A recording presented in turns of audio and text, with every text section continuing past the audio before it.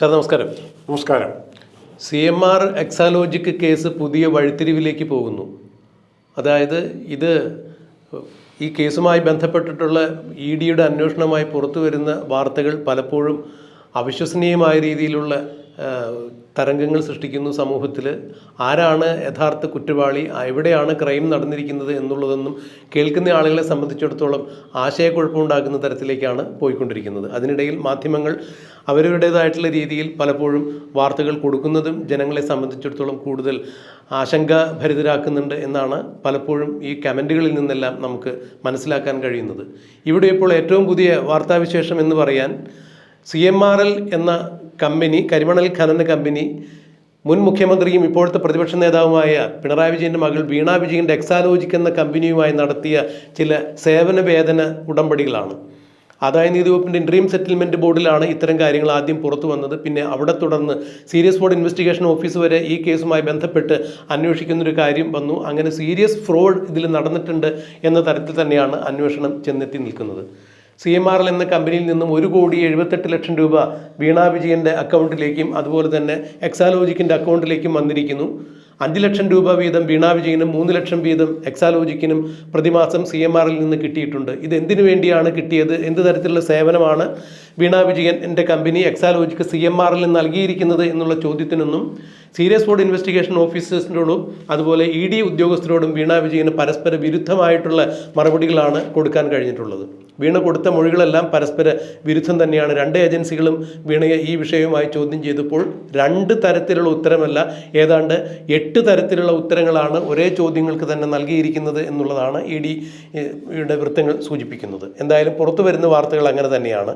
വീണ വിജയനെ 2 വട്ടം ED ചോദ്യം ചെയ്ത് കഴിഞ്ഞു. 3-ാം വട്ടം ചോദ്യം ചെയ്തതിന് നോട്ടീസ് കൊടുത്തിരിക്കുന്നു. CMRLൻ്റെ കർത്തയുടെ കുടുംബം അടക്കമുള്ള ആളുകളെ ED വിളിച്ചു വരുത്തി ചോദ്യം ചെയ്തു. CMRLലെ മുതിർന്ന ഉദ്യോഗസ്ഥന്മാരെ ചോദ്യം ചെയ്തു. പിണറായി വിജയൻ്റെ ബേക്കറി ജംഗ്ഷനിലുള്ള വീട് റെയ്ഡ് ചെയ്തു. വീണ വിജയൻ്റെ ബാങ്ക് സ്റ്റേറ്റ്മെൻറ്റ്സ് പിടിച്ചു കൊണ്ടുപോകുന്നു. അതുപോലെ തന്നെ അവരുടെ ഫോൺ ED കൊണ്ടുപോകുന്നു. 19 കോടി രൂപ കണ്ടുകെട്ടുന്നു. കൂടാതെ അവരുടെ HDFC ബാങ്കിലുണ്ടായിരുന്ന ലോക്കർ തുറന്ന് പരിശോധിക്കുന്നു. ഇത്തരത്തിലുള്ള ഊർജിതമായ അന്വേഷണം മുന്നോട്ട് പോകുമ്പോൾ തന്നെയാണ് ഇപ്പോൾ വീണ വിജയൻ്റെ ഭർത്താവായ മുൻ മന്ത്രിയും ഇപ്പോഴത്തെ MLAയുമായ മുഹമ്മദ് റിയാസിലേക്ക് ED ചെല്ലുന്നു എന്നുള്ളതാണ് ഈ കേസുമായി ബന്ധപ്പെട്ട ഏറ്റവും പുതിയ ട്വിസ്റ്റ്. ഇതുവരെയും മുഹമ്മദ് റിയാസ് CMRL എക്സാലോജിക്കുമായി ബന്ധപ്പെട്ട കേസിൽ രംഗത്തുണ്ടായിരുന്നില്ല, ചിത്രത്തിലുണ്ടായിരുന്നില്ല. എന്നാൽ ED മുഹമ്മദ് റിയാസിലേക്ക് നീങ്ങുന്നു എന്ന് പറയുമ്പോൾ വീണ വിജയന് കിട്ടിയ ഈ 1,78,00,000 രൂപ, 50 ലക്ഷം രൂപ കടമായി വാങ്ങിയത് കൂടാതെ ഈ പണം കൂടി ഉൾപ്പെടുമ്പോൾ ഏതാണ്ട് 2,87,00,000 രൂപയുടെ ഒരു കേസിൽ ആ പണം അത്രയും വീണ വിജയൻ എങ്ങനെയാണ് വിനിയോഗിച്ചത്, ആർക്കൊക്കെ കൊടുത്തു, ഏത് തരത്തിൽ അത് വിനിമയം ചെയ്തു എന്നുള്ള കാര്യങ്ങൾ അന്വേഷിക്കുമ്പോൾ കുടുംബക്കാരുമായി ബന്ധപ്പെട്ട് ഈ പണം വിനിമയം ചെയ്തിട്ടുണ്ടോ എന്നുള്ള പരിധിയിലേക്ക് അന്വേഷണം നീളുമ്പോഴാണ് ഇവരുടെ ഭർത്താവായ വീണ വിജയൻ്റെ ഭർത്താവായ മുഹമ്മദ് റിയാസിലേക്ക് കൂടി ഈ അന്വേഷണം നീണ്ടു ചെല്ലുന്നത്. ഇവിടെയാണ് ഈ അന്വേഷണത്തിൻ്റെ ഏറ്റവും വലിയ ഒരു ട്വിസ്റ്റ് ഇരിക്കുന്നത്. ഇതുവരെയും മുഹമ്മദ് റിയാസിനെ ഈ കേസിലേക്ക് ഉൾപ്പെടുത്തിയിട്ടുണ്ടായിരുന്നില്ല. എന്നാൽ ഇപ്പോൾ മുഹമ്മദ് റിയാസ് കൂടി ഇതിലേക്ക് വരുമ്പോൾ ഈ കേസുമായി ബന്ധപ്പെട്ട ചിത്രം തന്നെ മാറുന്നു. എങ്ങനെയാണ് നേരത്തെ മുതൽ ഈ കേസുമായി നോക്കിക്കണ്ട് ജാഗ്രതയോടുകൂടി ഇതുമായി ബന്ധപ്പെട്ട പല വാർത്തകളും കൊടുത്തിരുന്ന ഒരു മാധ്യമപ്രവർത്തകൻ എന്ന രീതിയിൽ രാജ്മോഹൻ സാർ ഈ വിഷയത്തെ വിലയിരുത്തുന്നത്? CMRL എക്സാലോജിക് ഇടപാട് അതാ ഒരു 2 ടേം പറഞ്ഞ് അവസാനിപ്പിക്കാൻ പറ്റുന്നതാണോ? ഈ കഴിഞ്ഞ ഒരു 50 വർഷത്തിനിടയ്ക്ക് നമ്മുടെ project finalisation, project planning preparation, DPR ഒക്കെ തയ്യാറാക്കുന്നതിൽ പണ്ടില്ലായിരുന്ന 2-3 ഘടകങ്ങൾ കടന്നു വന്നിട്ടുണ്ട് DPRൽ. അതിലേറ്റവും പ്രധാനപ്പെട്ട കൺസൾട്ടൻസിയാണ്. ഒരു പ്രൊജക്റ്റ് വേണോ വേണ്ടയോ, അതിൻ്റെ വയബിലിറ്റി, ഫീസിബിലിറ്റി, ഇങ്ങനെയുള്ള കാര്യങ്ങളൊക്കെ തീരുമാനിക്കാനായിട്ട് കൺസൾട്ടൻസിനെ നിയമിക്കും. ഈ കൺസൾട്ടൻസാണ് പിന്നെ ബാക്കി കാര്യങ്ങളെല്ലാം തയ്യാറാക്കി പറ്റുമോ ഇല്ലയോ എന്ന് കൊടുക്കുന്നത്. ഇവിടെയാണ് കൺസൾട്ടൻ്റായിട്ടുള്ള വെച്ച് കിട്ടിയാൽ മതി. അയാൾ സജസ്റ്റ് ചെയ്യുന്ന, അയാൾ അപ്രൂവ് ചെയ്യുന്ന കാര്യങ്ങൾ എടുക്കുകയോ വേണോ, അയാൾക്ക് ഇതിനെക്കുറിച്ച് വിവരമുണ്ടോ ഒന്നും പ്രശ്നമല്ല. കൺസൾട്ടൻസിയുടെ പേരിൽ വലിയ തുക, ഭീമമായ തുക കമ്പനികൾ മുടക്കുന്നു, കൈപ്പറ്റുന്നു. പിന്നെ ഉണ്ട് സോയിൽ ടെസ്റ്റ്, സോയിൽ കൺസർവേഷൻ്റെ അവരുടെ ഡിപ്പാർട്ട്മെൻറ്റ് പാലം പണിയാണ്. നമ്മുടെയൊക്കെ നാട്ടിൽ എത്രയോ വലിയ പാലങ്ങൾ പണിതിട്ട് സോയിൽ ടെസ്റ്റ് ഒന്നും ഇല്ലാതെ പണിതിട്ടുണ്ട്. എന്തിന് ഹൈവേ സോയിൽ ടെസ്റ്റ് ഒക്കെ നടത്തി പണിതിട്ടും മുട്ടിന് വീഴുന്ന കണ്ടല്ലോ. അപ്പോൾ അതിന് വേറൊരു ഭാഗം. അപ്പോൾ ഇങ്ങനെ കൺസൾട്ടൻസി ലെവലിലാണ് അഴിമതിയുടെ തുടക്കം. അതിൻ്റെ എന്തുമാത്രം മാഗ്നിറ്റ്യൂഡ് വർദ്ധിക്കാമോ അത് മുഴുവൻ വർദ്ധിക്കും. ഇവിടെ CMRL എന്ത് സേവനം കൊടുത്തെന്ന് ചോദിച്ചാൽ അവർ കൂളായിട്ട് പറയും എക്സാലോയ്ക്ക് കൊടുത്തിരിക്കുന്നത് കൺസൾട്ടൻസിയാണ്. അവർ ബോധപൂർവ്വം ഉത്തരം പറഞ്ഞിട്ടുണ്ട്. ചില സംശയങ്ങളൊക്കെ ചോദിച്ചു, പ്രൊജക്റ്റിൻ്റെ ചില ഭാഗങ്ങളെക്കുറിച്ച് സംശയം ചോദിച്ചു, അതൊക്കെ ഞങ്ങൾ ക്ലാരിഫൈ ചെയ്തു. പിന്നെ അടുത്ത ചോദ്യം, അപ്പോൾ അതിൻ്റെ റെക്കോർഡ്, അങ്ങനത്തെ റെക്കോർഡോ മിനിറ്റ്സോ ഒന്നും രേഖപ്പെടുത്തിയുള്ളതല്ല, ഇത് വെർബൽ കമ്മ്യൂണിക്കേഷനാണ്. കൺസൾട്ടൻസി വെർബലാണ്. ഫോൺ ഹലോ എന്ന് വിളിച്ച് ചോദിച്ചു. പിന്നെ ഒരു ഉദാഹരണം പറയാം, ബൈ ഫോൺ വിത്തൗട്ട് എവിഡൻസ്. കഴിഞ്ഞ ദിവസം കണ്ട ഒരു ചർച്ചയൊക്കെ ഉണ്ടാണ്, നമ്മുടെ സ്വന്തം സാധനമല്ല, എന്നാൽ പോലും പറയാം കൺസൾട്ടൻസിക്ക് പല രൂപമുണ്ട്. അതിലും അതുപോലെ തന്നെ ഏറ്റവും പ്രധാനപ്പെട്ടത് എന്താണ് വീണ ചെയ്ത സേവനം എന്ന് ചോദിച്ചാൽ, ഇന്ന് രാത്രി 8 മണിക്ക് ശശിധരൻ കർത്തായ്ക്ക് എക്സാലോജിക്കുമായിട്ട് ബന്ധപ്പെട്ട് അല്ലെങ്കിൽ CMRലുമായിട്ട് ബന്ധപ്പെട്ട കോടിക്കണക്കിന് രൂപ എങ്ങോട്ടങ്ങനെ ട്രാൻസ്ഫർ ചെയ്യുമോ അതിന് ഗവൺമെൻറ് അപ്രൂവൽ വേണം. പിണറായി വിജയനുമായിട്ട് ഇമ്മീഡിയറ്റായിട്ട് അപ്പോയിൻമെൻറ്റ് വേണം. അത് മേടിച്ചു കൊടുക്കാൻ പറ്റുന്ന ഏകയാൾ വീണ വിജയനാണ്. പിണറായി വിജയനായിട്ട് ഇമ്മീഡിയറ്റായിട്ട് കർത്താവ് വിചാരിച്ചാൽ ഒരു അപ്പോയിൻമെൻറ്റ് ഫിക്സ് ചെയ്യാൻ പറ്റും. ഇന്ന് പാതിരാത്രിക്ക് ഫിക്സ് ചെയ്യാൻ ചിലപ്പോൾ വീണ വിജയൻ വിചാരിച്ചാൽ പറ്റും. അതാണ് ഈ കൺസൾട്ടൻസി സർവീസ് എന്ന് പറഞ്ഞ് നാട്ടുകാരോട് പറയാൻ പറ്റാത്ത ഇത്തരം സർവീസുകൾ, രഹസ്യമായ ഇടപാടുകൾ നടത്താൻ പിണറായി വിജയൻ്റെ അവൈലബിലിറ്റി ഉറപ്പാക്കാൻ വീണ വിജയനെ കൊണ്ട് സാധിക്കും. ഒരുപക്ഷെ ഈ കേസുമായി ബന്ധപ്പെട്ട് ഇന്ന് വരെ ഒരു മാധ്യമപ്രവർത്തകനും ചൂണ്ടിക്കാണിക്കാത്ത തരത്തിലുള്ള ഒരു പോയിൻ്റാണ് ഇപ്പോൾ രാജ്മോഹൻ സാർ ചൂണ്ടിക്കാണിച്ചിരിക്കുന്നത്. വീണ വിജയൻ്റെ കമ്പനി രജിസ്റ്റർ ചെയ്യുന്ന സമയത്ത് അവരുടെ എക്സാലോജിക് എന്ന കമ്പനി വിദ്യാഭ്യാസ ആവശ്യങ്ങൾക്കുള്ള സോഫ്റ്റ്വെയർ ഡെവലപ്മെൻറ്റാണ് അവരുടെ പ്രോസസ്സിംഗ് എന്നാണ് അവർ പറഞ്ഞിരുന്നത്. അതാണ് അവർ ചെയ്തു കൊടുക്കുന്ന സേവനങ്ങളും അതുതന്നെയാണ്.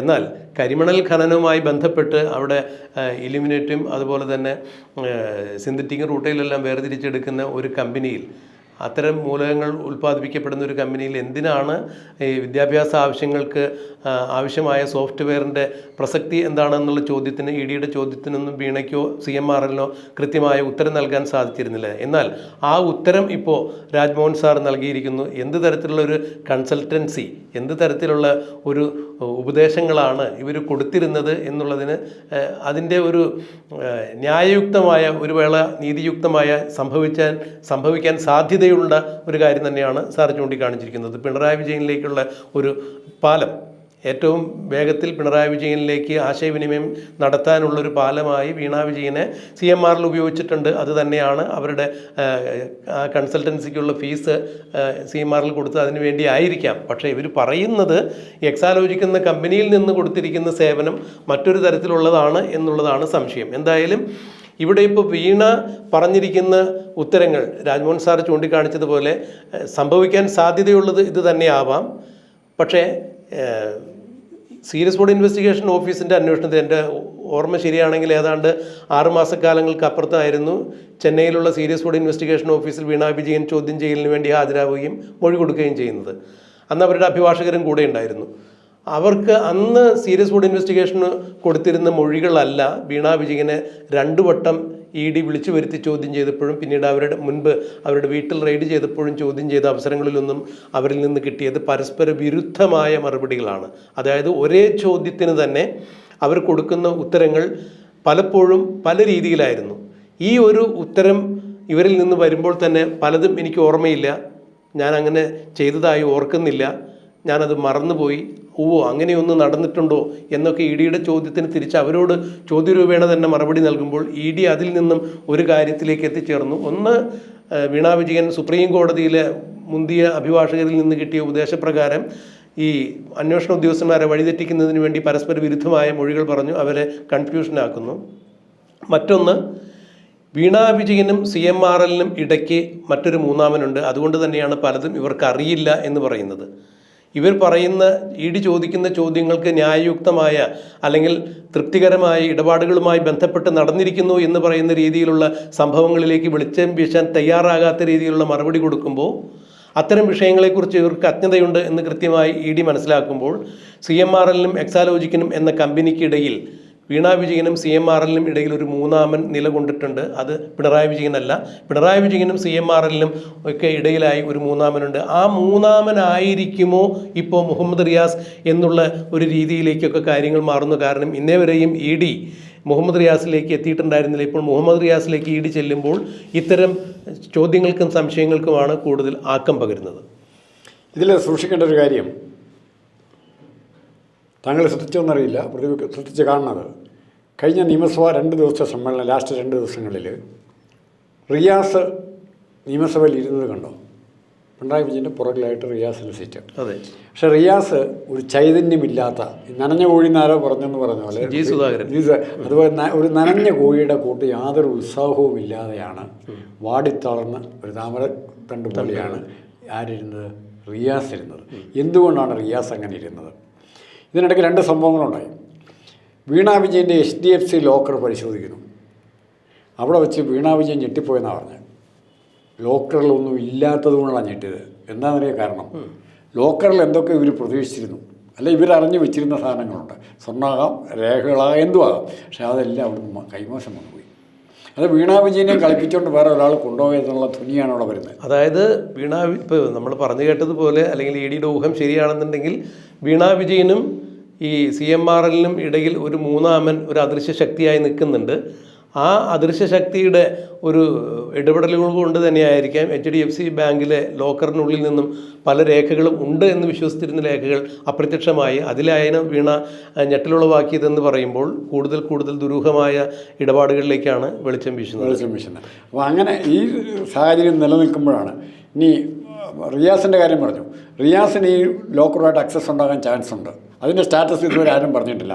Whether it was A joint locker, operation jointly ആണോ, മേ ബി റിയാസും ഭാര്യയും കൂടെ എന്നുള്ള രീതിയിൽ 2 പേർ കൂടെ ഓപ്പറേറ്റ് ചെയ്യാൻ വേണമെങ്കിൽ. സാർ, ഈ ഇതിൽ ക്രൈം നടക്കുന്നു എന്ന് പറയുന്നത് 2014-15 കാലഘട്ടത്തിലാണ് വീണ വിജയൻ തൻ്റെ അമ്മയായ കമലാ വിജയൻ റിട്ടയർ ചെയ്ത സമയത്ത് കിട്ടിയ പെൻഷൻ പൈസ കൊണ്ട് ഒരു ഡയറക്ടർ മാത്രമായി എക്സാലോജിക് എന്ന കമ്പനി ബംഗളൂരുവിൽ രജിസ്റ്റർ ചെയ്യുന്നത്. അവിടുത്തെ വെർച്വൽ അഡ്രസ്സ് മാത്രമാണ് ഈ ബംഗളൂരുവിൽ കൊടുത്തിരിക്കുന്നത്. ഇവിടെ കൊടുത്തിരിക്കുന്ന അഡ്രസ്സ് ആവട്ടെ പെർമനൻ്റ് അഡ്രസ്സായിട്ട് AKG സെൻറ്ററിൻ്റെ അഡ്രസ്സ് കൊടുത്തിരിക്കുന്നു. അപ്പോൾ ആ തുക, അതായത് കമലാ വിജയൻ്റെ പെൻഷൻ തുക വെച്ച് തുടങ്ങിയ ഒരു കമ്പനി 2014-15 രൂപം കൊള്ളുന്നു. 2016 പിണറായി വിജയൻ സർക്കാർ അധികാരത്തിൽ വരുന്നു. 2017-20 വരെയാണ് CMRL നിന്നും വീണ വിജയന് പണം കിട്ടുന്നത്. ഏതാണ്ട് ഇതേ കാലഘട്ടത്തിൽ 2017-2020 കാലഘട്ടത്തിലാണ് മുഹമ്മദ് റിയാസ് വീണ വിജയനുമായുള്ള വിവാഹം നടക്കുന്നത്. അപ്പോൾ അതിന് ശേഷമുള്ള പണമിടപാടുകൾ, അല്ലെങ്കിൽ അതുവരെ വീണ വിജയൻ്റെ കയ്യിലുണ്ടായിരുന്ന പണമിടപാടുകളുമായി ബന്ധപ്പെട്ട് മുഹമ്മദ് റിയാസിന് ഇത് വിനിയോഗം ചെയ്യുന്നതിലോ അല്ലെങ്കിൽ ഏതെങ്കിലും തരത്തിൽ മറ്റു തരത്തിലുള്ള ഇടപെടലുകൾ ഉണ്ടായിട്ടുണ്ടോ എന്നുള്ളതാണ് ഇപ്പോൾ ED അന്വേഷിക്കുന്നത്. CMRL നിന്നും വീണയ്ക്ക് കിട്ടിയ പണം കൈകാര്യം ചെയ്യുന്നതിൽ, നാടൻ ഭാഷയിൽ പറഞ്ഞാൽ അത് പിരിബലം ചെയ്യുന്നതിൽ റിയാസിന് കൂടി പങ്കുണ്ടോ, റിയാസിൻ്റെ കൂടി താല്പര്യത്തോടു കൂടി അല്ലെങ്കിൽ പിൻബലത്തോടു കൂടിയാണോ ഇതൊക്കെ ചെയ്തിരിക്കുന്നത്, ഭർത്താവ് എന്ന രീതിയിൽ മുഹമ്മദ് റിയാസ് വീണയുടെ ഇത്തരം ഇടപാടുകളിൽ ഇടപെട്ടിരുന്നോ എന്നൊക്കെയുള്ള ചോദ്യങ്ങളുമായാണ് ED മുഹമ്മദ് റിയാസിനെ സമീപിക്കുന്നത് എന്ന് പറയുമ്പോൾ, നാളിതുവരെയും ഉണ്ടാവാതിരുന്ന ഒരു ടെസ്റ്റ് കേസിൽ വരുന്നു. നേരത്തെ രാജ്മോഹൻ സാർ ഉൾപ്പെടെയുള്ള ആളുകൾ ചൂണ്ടിക്കാണിച്ചതുപോലെ ഇതിനിടയിൽ ഒരു മൂന്നാമൻ ഉണ്ട്.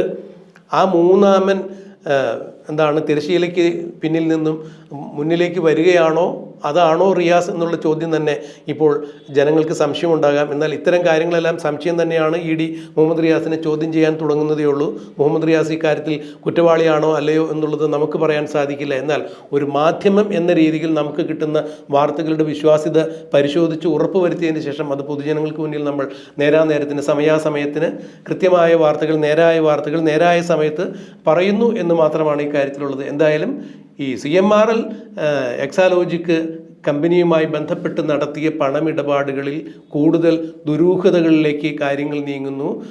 ഓരോ ദിവസം ചെല്ലുന്തോറും ഓരോരോ പുതിയ ആളുകൾ ഈ കേസിലേക്ക് വന്നു ചേരുന്നു. അതുതന്നെ ഈ കേസിനെ കൂടുതൽ ദുരൂഹത ഉളവാക്കുന്ന തരത്തിലേക്ക് കൊണ്ടുചെന്നെത്തിക്കുന്നു. എന്തായാലും ഇതിൻ്റെ യഥാർത്ഥ രൂപം തിരിച്ചറിയണമെങ്കിൽ ഇനി കുറെ കൂടി നമ്മൾ കാത്തിരിക്കേണ്ടി വരും എന്ന് മനസ്സിലാക്കാം. അതുവരെ നമുക്ക് കാത്തിരിക്കാം.